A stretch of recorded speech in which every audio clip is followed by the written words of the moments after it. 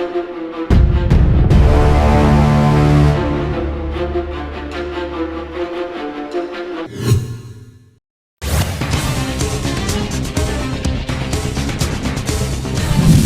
दक्षिण उपचुनाव के नतीजे आज सुनील सोनी जीत रहे। 8वें राउंड में भाजपा को 31,619, कांग्रेस को 17,243 वोट मिले। हर राउंड में आकाश पीछे।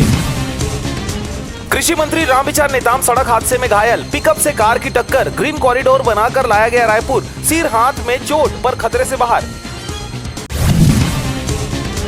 अमरजीत भगत ने कहा भारत में बंद हो ईवीएम का इस्तेमाल। पूर्व मंत्री बोले हम जीत भी जाएं तो भी इस मशीन पर ट्रस्ट नहीं है। शिव डहरिया बोले स्काई वॉक अंत में तोड़ना ही पड़ेगा। कहा यह रायपुर की जनता के लिए तुगलकी फरमान, टेंडर के लिए भी कोई नहीं आ रहा। शहजाद सुसाइड केस, भतीजा बोला 27 घंटे थाने में बिठाया। रायपुर में कहा सिपाही ने 1.5 लाख रुपए मांगे, थाने में डील के लिए सीक्रेट रूम बनाया।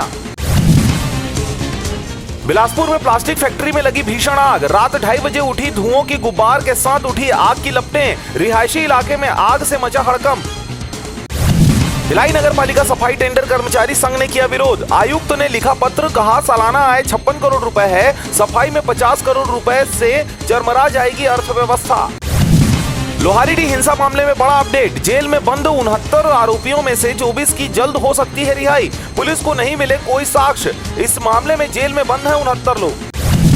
बड़ौदा बाजार ऑटो चालकों की अब खैर नहीं, सुरक्षा को ध्यान में रखते हुए पुलिस ने चिपकाया रजिस्टर्ड सीरियल नंबर और सुव्यवस्थित यातायात व्यवस्था को लेकर पुलिस अधीक्षक ने ट्रांसपोर्टरों के लिए बैठक। धर्म परिवर्तन के लिए छात्रों पर दबाव बनाने वाली प्राचार्य पर गिरी गाज, डीओ ने तत्काल पद से हटाया। छत्तीसगढ़ के खैरागढ़ छुई खदान स्थित शासकीय कन्या विद्यालय की घटना। बिलासपुर में नाबालिग लड़की के अपहरण और हत्या के मामले में बिलासपुर की संपूर्ण कार्रवाई से घटना को अंजाम देने वाले आरोपी को आजीवन कारावास की सजा।